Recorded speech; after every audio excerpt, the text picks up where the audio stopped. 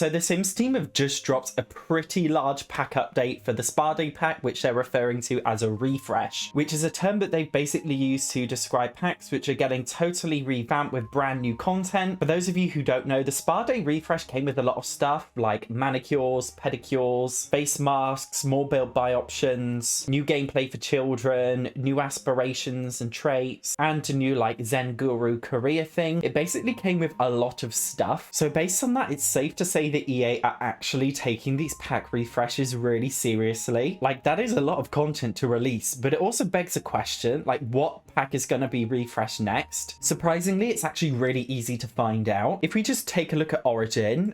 Sorry guys, my green screen isn't up. Hang on.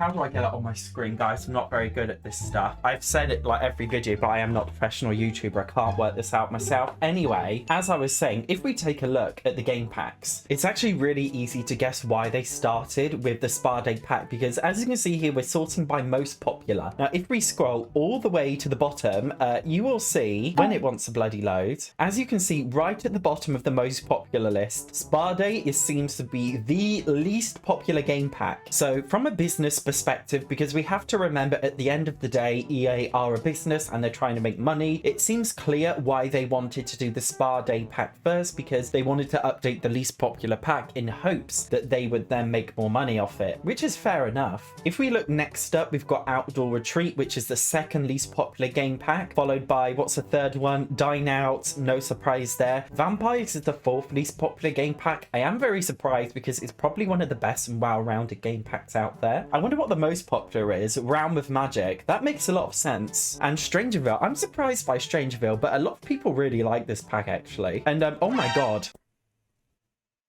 So apart from Dream Home Decorator, Star Wars is the second most popular game pack, which is surprising. So given the Outdoor Retreats, sorry, give me a second. Sorry. So, oh gosh, my mic's a bit dirty. I'll have to clean that. 12 seconds later. So given that Outdoor Retreat is the second least popular game pack, it's safe to say that this one has a very high chance of being refreshed. I personally don't really own the pack myself, so I can't comment on how good it is, but I know a lot of other people have said they didn't really like it that much. For those who don't know, Outdoor Retreat was actually the first piece of DLC we ever got for The Sims 4, and as far as I'm aware, it just comes with new interactions to be able to like go on a vacation in an outdoor retreat. Basically, it's a pack about going camping. There's a world that you can go camping in, and within that world there's also like a little secret world, and you can do camping things like sitting in a tent and having a bonfire, I think. But other than that, I think a lot of people don't really play the pack that much because there's not much to do in the pack. If it was me updating the pack with a refresh, I would firstly consider putting an occult in the pack, which I know seems a bit strange, but a lot of people...